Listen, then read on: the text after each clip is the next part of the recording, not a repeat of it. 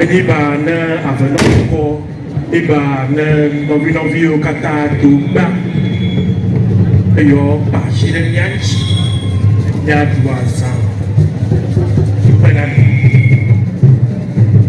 imenɔla bubutɔ Profesa Alex Akpabli taƒe tɔ John Peter Amewu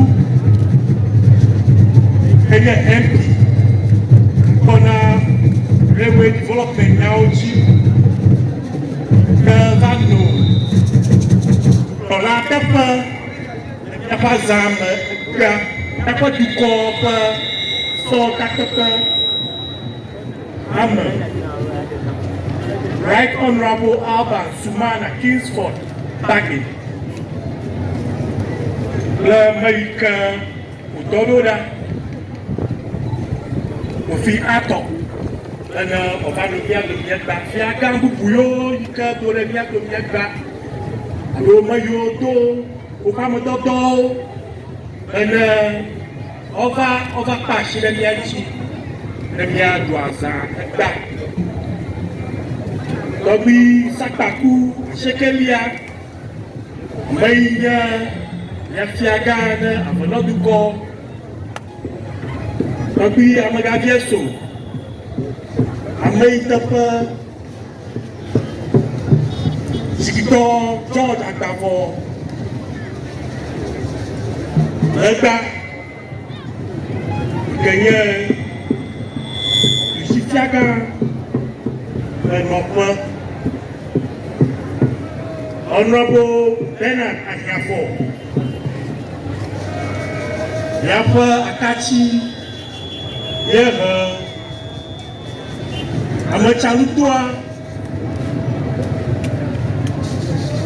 sɔ takpe menɔla bubuawo yi ke do ɖe mía domie gba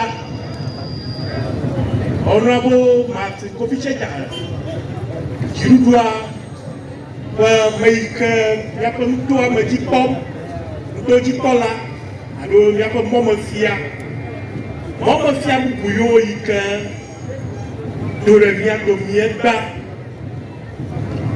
amegbegbe tɔxɛwo traditional council bubuawo nɔviwo nyadzɔdzɔdɔwɔlawo do adza onumexlẽ afi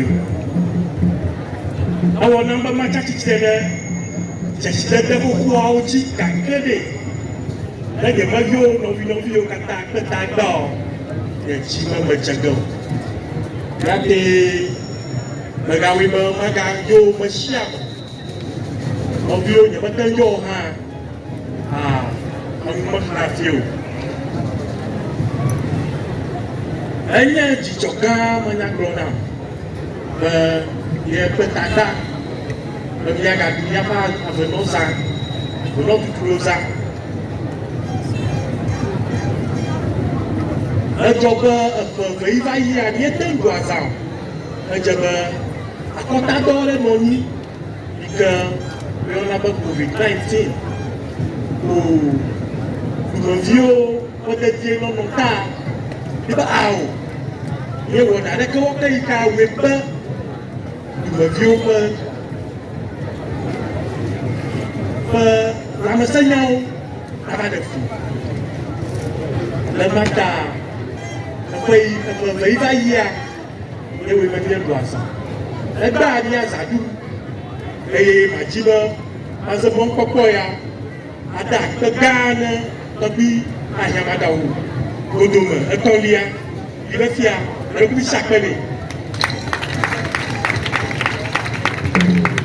nenemaka madzi be mada akpe ne akametsiwo katã le azã ƒe ɖoɖoha me kple nɔviwo katã ta asi ɖe wo ŋuti yi ke woe be míeɖu azã ya gba yi ke eɖia ke mía katã míekpɔ mea eto ŋutɔ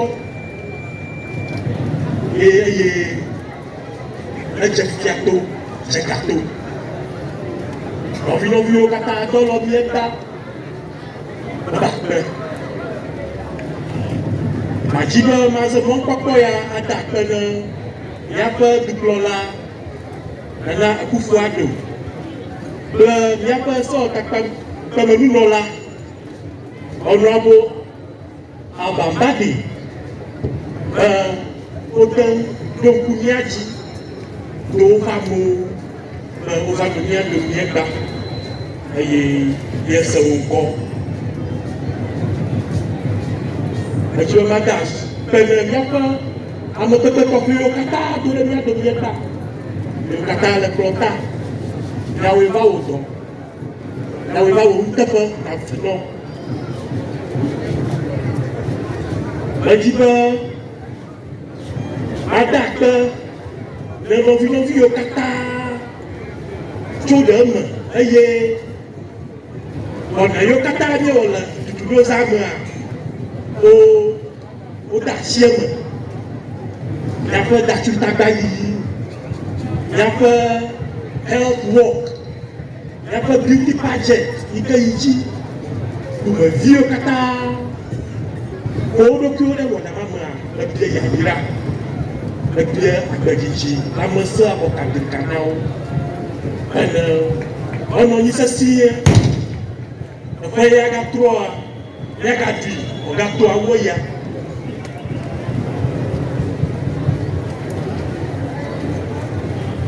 Le azãtɔxɛ ya ɖuɖu yia, míade dzesi be míaƒe NPP dukplɔha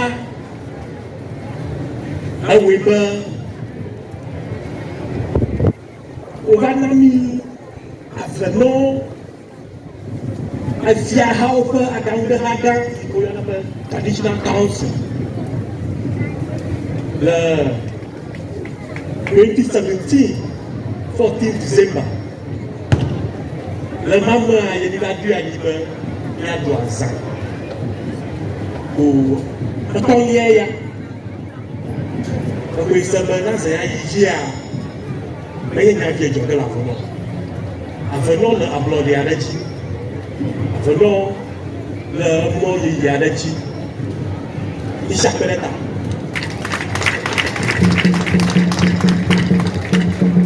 Yidia bubutɔ John Peter amewu kple efiatsatsi aɖewo kple zikpitɔ aɖewo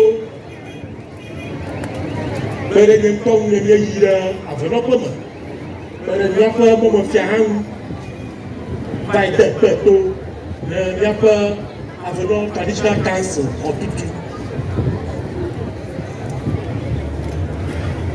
Medzi be mada akpe gã aɖe ne Honorable John Peter amewu kple dziɖuɖua le edɔ yi ke wɔm wole na mí. Ye dzi be míaƒo kokono bena woda asi eme bena míaƒe Traditional Council xɔtutua anɔ bɔbɔe.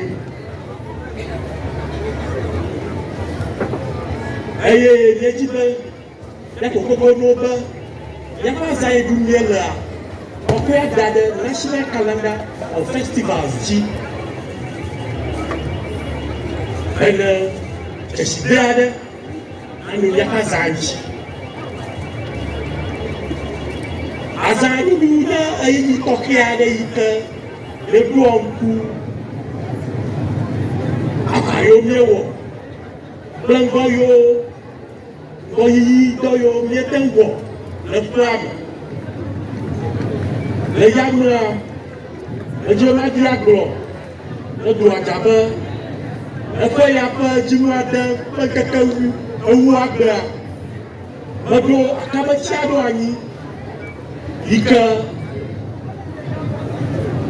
ye yɔyɔm be Avenor ŋgɔyidɔ ɖoɖo wɔwɔ kple tutuɖo ƒe akametsi habɔbɔ.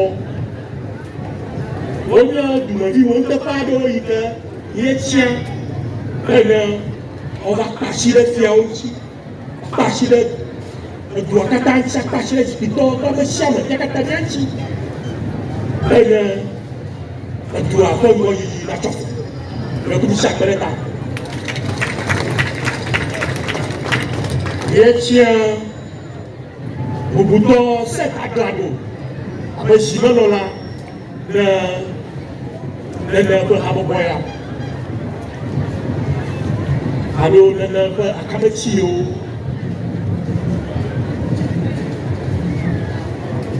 Akametsiwo ɖoɖo anyia edzi yim fia ƒe yie ya menye nyavi o, menye blimblivie blimbli hafi yede wo nene ƒe wɔyibɔ na ya o.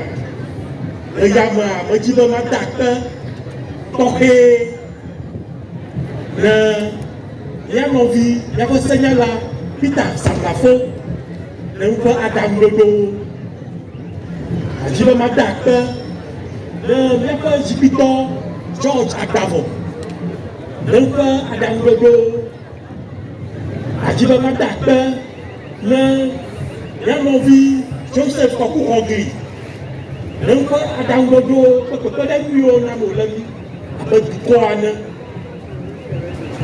Nyemenu nɔvi bubuawo dzi o. Míaƒe akametsi yiwo yi ke de Avenor ŋgɔyidɔ aɖaŋuɖoɖo kple tutuɖo ƒe azãya kple mía nɔviwo katã nye akametsiwo le míaƒe azãya ƒe ɖoɖowɔwɔ me meda akpe na ame sia ame, mede dzesi nɔvi ɖe sia ɖe. Adi be magblɔ be ame tsatsia yiwo míetsia mede gbovɔ o.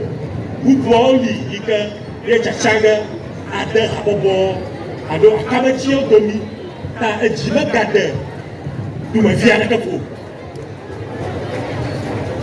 Míedze ŋgɔ dɔ ta míewɔ ge mɔdego. Dzideƒo le asi nye, kakaɖedzi le asi nye be ablɔɖe ya gɔme Avenor dzea matɔ. Aɖablea ke matɔ azɔ ɖe ŋgɔ. Yi ke míaƒe ŋkɔ be nakpɔ ɖeɖe. Eye ŋutsu be maɖo adzɔgbe be kafukafu kple dzesideame ɖe sia ɖe yi ke míate míaƒe fiawo, míaƒe dumeviwo, mía nɔviwo, nyɔnuwo, sɔhɛwo yi ke awoe be ŋgɔyiyi nava míewɔ ge. Ewoe se be nɔviwo tsɔ woƒe dzi kple woƒe susu tsɔ akametsi yiwo kplɔm ɖoa, wokpɔ be dɔwɔnawo afɔ tsɔm le míaƒe exɔtuƒea le Avenor ƒe me. Teƒe yi mi va yi de kpe do le ega. Ya woŋlɔ tsi le teƒea eye ekpekpetso dzi yim. Ne míede ŋdzɔa nɔnɔmetata le míaƒe Avenor Traditional Council xɔ ele míaƒe katsiɖuya me, ele abɔ ele Avenor ƒe mɔ dzi hã. Le dzi be mía katã míaze míaƒe dzi kple míaƒe susu akɔklo wɔna ya yi. Ewoe se be Avenor ƒe akametsi yiwo metsia hene ɔkplɔ míaƒe dukɔ ƒe tutuɖo kple eƒe ɖɔɖɔɖowoa, woƒe wɔnawo wɔ ge be tɔtrɔ ɖe ŋutɔ zãzã ɖe míaƒe dukɔ me. Ɖisi akpe ɖe ta. Ɖeka wɔwɔ na Avenor dukɔ, edzi ŋgɔyiyi na viawo, mía nɔviwo le fudodo. Wodo gbe ɖa be woƒe mo le trɔ ɖe Avenor dzi, ede ŋgɔyiyi nava, ɖekawɔwɔ nanɔ anyi. Traditional Council siwo katã do ɖe Ewenyigba, Tɔwu State menɔlawo, JVA Traditional Council, Kikɔ Traditional Council, Dzodzeƒenyi Traditional Council.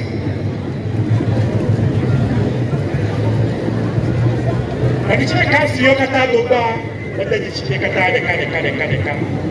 Edzi ŋgɔyiyi na Avenor dukɔ, edzi ŋgɔyiyi ne Ewenyigba Ghana. Akpe na mi.